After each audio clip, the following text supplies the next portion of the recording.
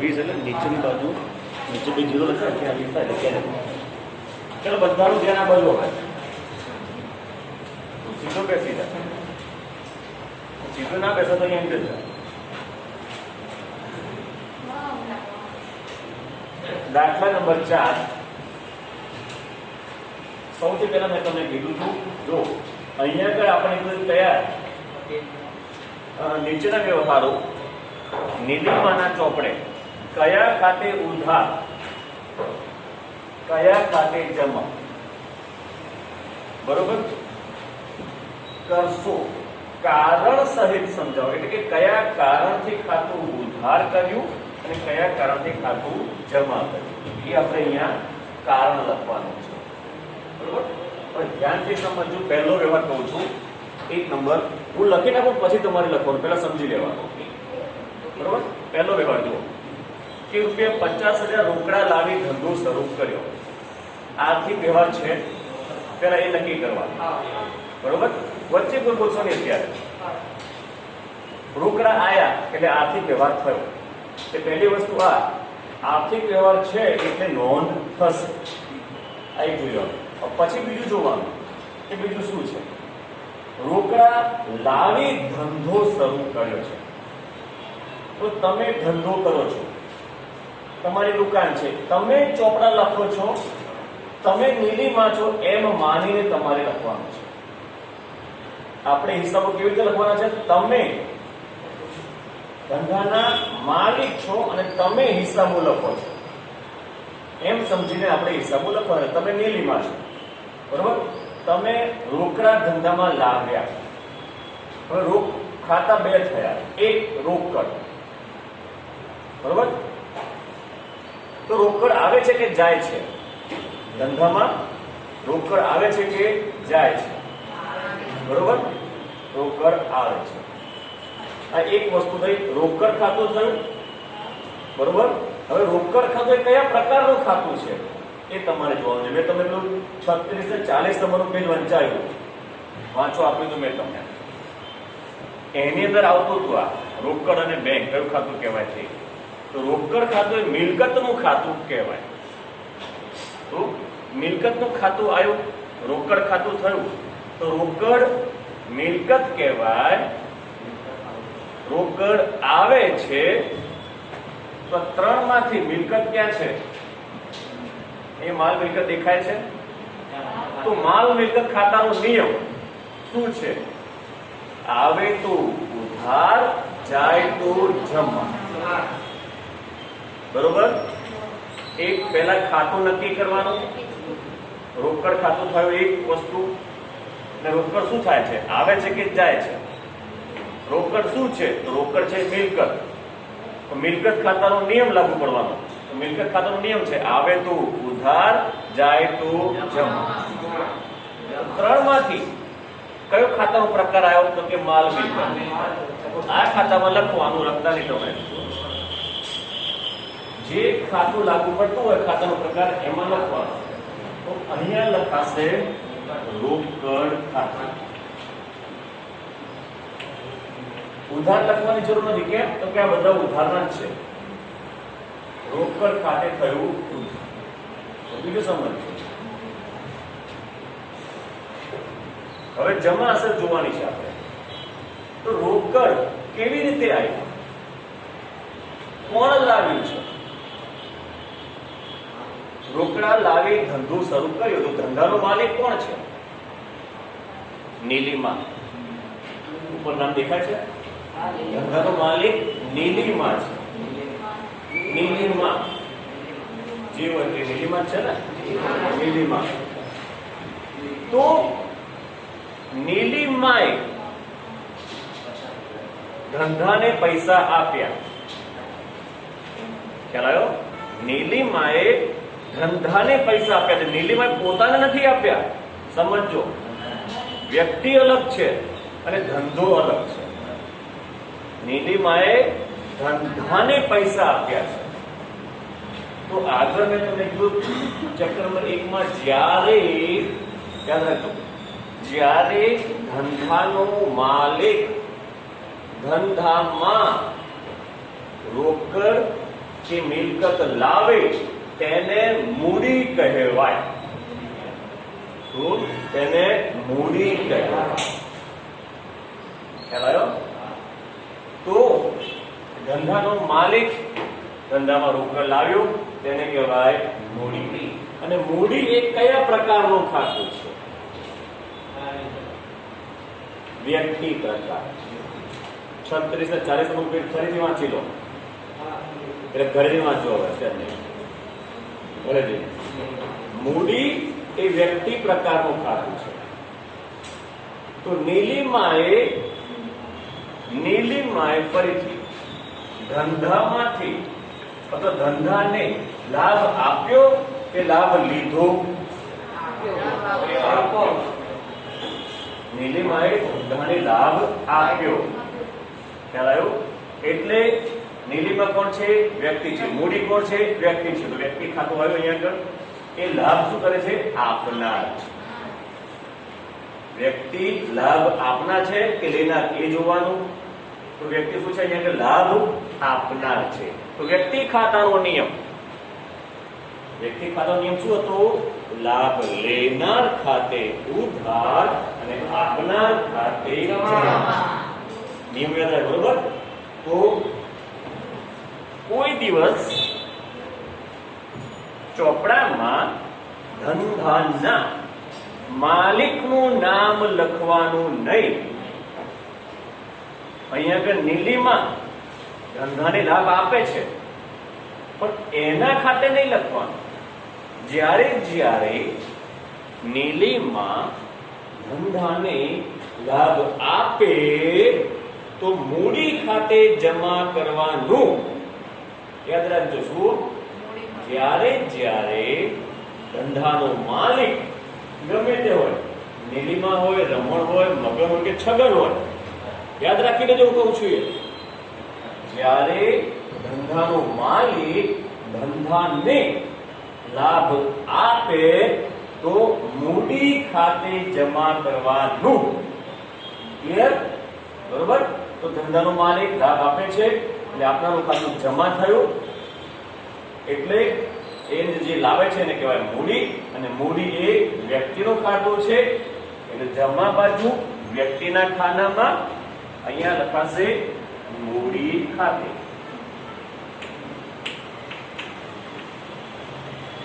હવે કારણ, ઉધાર અસરનું કારણ. કેમ આપણે આ ખાતું ઉધાર કર્યું? રોકડ આવે છે માટે.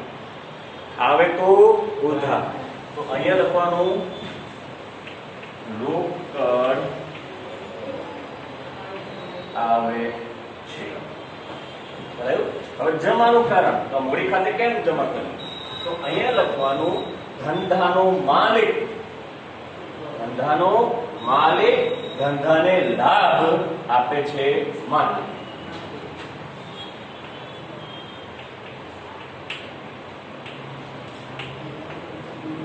બુકમાં લખી નાખીએ તો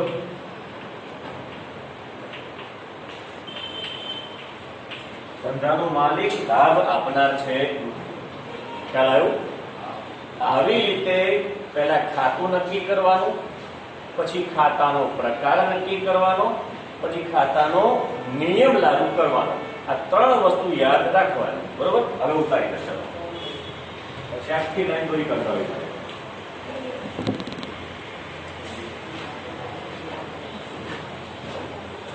થોડી સ્પીડ રાખજો.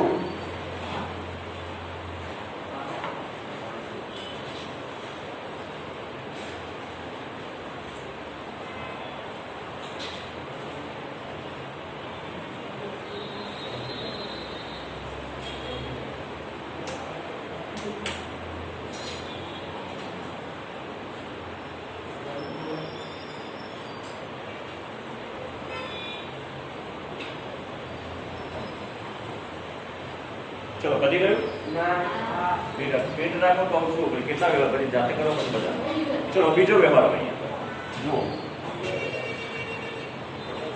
અહીંયા ધ્યાન રાખો. ₹10,000 ની જસલીન પાસેથી લોન લીધી. શું? ₹10,000 ની જસલીન જસલીન પાસેથી લોન લીધી. તો અહીંયા ધ્યાન રાખી લીધું, જ્યારે કોઈ વ્યક્તિ પાસેથી ઉછીના નાણાં લેવામાં આવે તેને લોન કહેવાય. અને બીજી વસ્તુ, જ્યારે કોઈ વ્યક્તિ પાસેથી નાણાં લઈએ, વ્યક્તિ પાસેથી તો રોકડ મળે, અને બેંક પાસેથી લઈએ તો ચેક મળે. યાદ રાખી લેજો, બરોબર? તો આપણે જસલીન પાસેથી ઉછીના પૈસા લીધા છે, તો જસલીને આપણને રોકડા રૂપિયા આપ્યા, તો ધંધામાં શું થઈ? રોકડ આવી કે ગઈ? ક્લિયર? શું થઈ? રોકડ આવી. તો વધારેથી સમજો તો આવે તો ઉધાર આવી ગયું. ક્લિયર? પહેલી વસ્તુ બરોબર સિમ્પલ છે. તો બીજા 2 નંબર રોકડ ખાતે.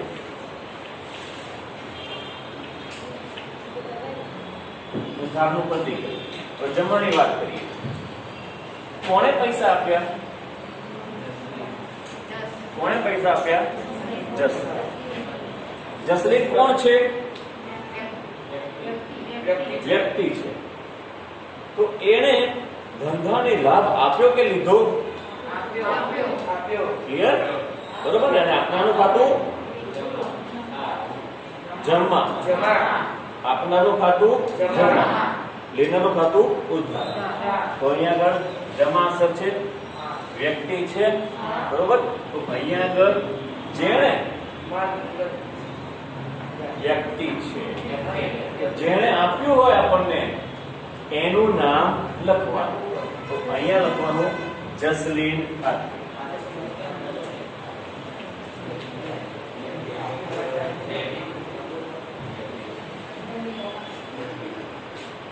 બરોબર? ક્લિયર આટલું? હવે અહીંયા ઉધાર અસરનું કારણ એનું એ જ રોકડ આવે છે, બરોબર? હવે અહીંયા ધંધાનો માલિક નહીં, તો શું થઈ જશે? જસલીન લાભ આપનાર છે.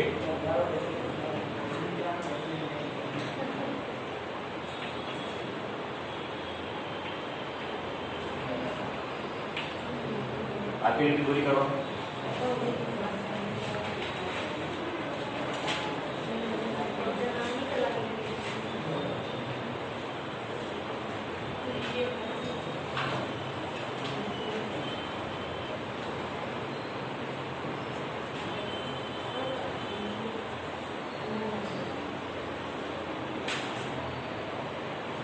લખી ગયું?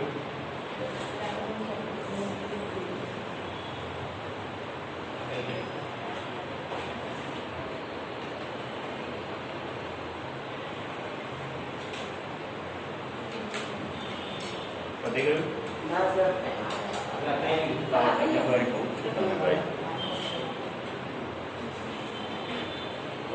ચલો હવે ત્રીજો વિભાગ. રૂપિયા 30,000 બેંકમાં ભરી ખાતું ખોલાવ્યું. બેંકમાં ભર્યા. શું ભર્યું? રૂપિયા. એ રોકડા હોય ને કે ચેક હોય? રોકડા.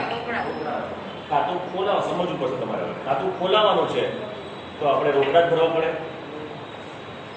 બરોબર? રોકડા ભરી ખાતું ખોલાવ્યું. તો રોકડ આવે છે કે જાય છે?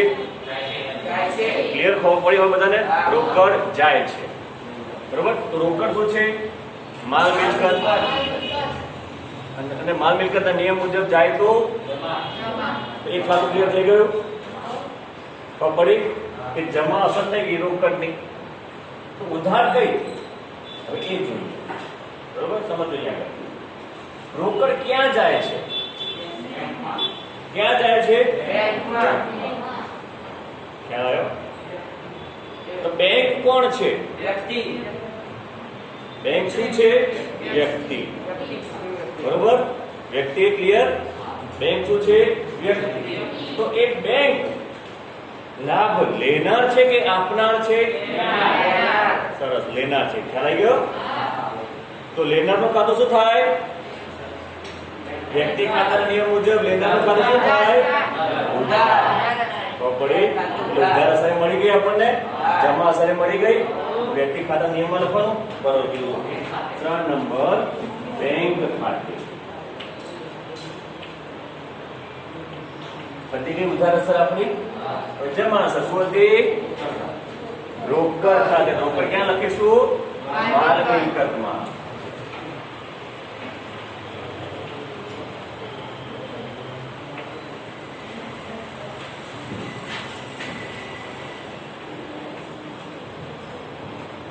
હવે જો પેલા ઉધાર અસરનું કારણ. ઉધાર અસરનું કારણ. ઉધાર અસર અહીંયા છે તો બેંક છે બરોબર. બેંક એક વ્યક્તિ છે બરોબર. તો અહીંયા લખીશું આપણે કે બેંક લાભ લેનાર છે.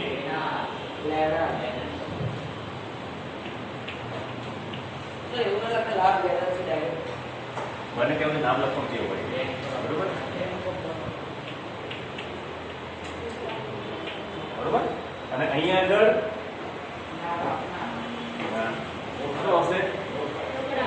રોકડ જાય છે. અહીંયા આવે છે લખ્યું તું તો અહીંયા રોકડ જાય છે.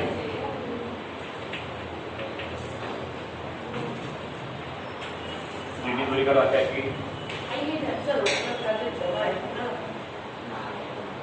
ક્યાં આગળ કારના કારણ લખવાનું યાર. રોકડ જમા નહીં.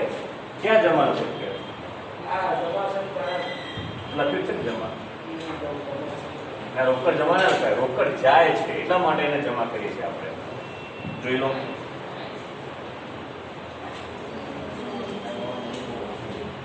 તો પતી ગયું. ચલો ચોથું. હવે અહીંયા ધ્યાન. ચોથું 8,000 માં કમ્પ્યુટર ખરીદ્યું. હવે જોજો. હવે 8,000 માં કમ્પ્યુટર ખરીદ્યું બરોબર. કમ્પ્યુટર ખરીદ્યું છે. સમજો અહીંયા આગળ ખરીદી થઈ તો શેની ખરીદી થઈ છે? કમ્પ્યુટરની. તો કમ્પ્યુટર ધંધા માટે શું છે? માલ કે મિલકત એ કેવી રીતે નક્કી કરવાનું એ તમને કહું. આપણને ઉપર કઈ કીધું છે વ્યવહારમાં? અરે સોરી, આ મથામાં કઈ કીધું છે કે શેનો વેપાર કરીએ છીએ? નથી. એટલે આપણે આને મિલકત સમજવાની. મિલકતનું નામ આપ્યું કમ્પ્યુટર. મેટ્રોની વાત કરી, દવાની દુકાન વાળી કરી. તો કમ્પ્યુટર શું કહેવાય? મિલકત. હવે સમજો. મિલકત અને માલ બે ખરીદીએ ને, માત્ર એટલું કીધું હોત ને કે રૂપિયા 8,000 ની ખરીદી કરી તો એ માલ થઈ જાય. એટલા માટે મેં તમને કીધું કે માલ મિલકતો અલગથી કરાય. પણ અહીંયા નામ આપી દીધું છે કે કમ્પ્યુટર ખરીદ્યું. એટલે કમ્પ્યુટર શું કહેવાય? મિલકત. કમ્પ્યુટર ખાતું આવી ગયું. હવે ખાતાનો પ્રકાર. તો કમ્પ્યુટર ખાતાનો પ્રકાર શેમાં આવે? મિલકત. માલ કે મિલકત. તો કમ્પ્યુટર આવે છે કે જાય છે? આવે છે. આવે છે. તો માલ મિલકત ખાતાના નિયમ મુજબ આવે તો આવે તો ઉધાર, જાય તો જમા. તો કમ્પ્યુટર ધંધામાં આવ્યો, આવે તો ઉધાર. મિલકત આવે ને તો મિલકતનું નામ લખવાનું છે. કમ્પ્યુટર ખાતે માલ મિલકત છે બરોબર. 4 કમ્પ્યુટર ખાતે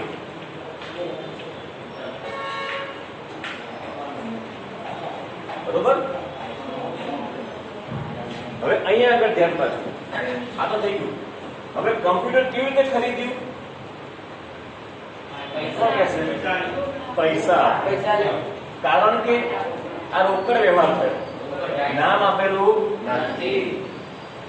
ચાલો સમજો. એટલે ગઈકાલે વાત કરી હતી આપણે.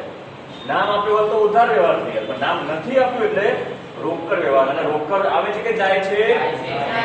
રોકડને શું કહેવાય? રોકડને શું કહેવાય? કયા ખાતાનો પ્રકાર? માલ મિલકત. આમાં તો લખેલું છે અહીંયા જો ખરા. કેટલું લખાયું? રોકડ એ માલ મિલકત ખાતાનો પ્રકાર છે. રોકડ જાય છે, જાય તો જમા. માલ મિલકત છે અહીંયા આગળ. ત્યાં લખ્યું તો અહીંયા લખી નાખું ફરીથી પાછું. રોકડ ખાતે શું? હવે જોજો અહીંયા આગળ એ પેલી બે લાઈટો બંધ કરો જલ્દી ફટાફટ લાઈટો બંધ કરો એ મિનિટ થોડી વાર એટલે લખજો હવે જો અહીંયા આગળ આપણે કારણ કે દઈએ કમ્પ્યુટર આવે છે કે જાય છે અને કમ્પ્યુટર શું છે મિલકત તો અહીંયા લખવાનું મિલકત ધંધામાં આવે છે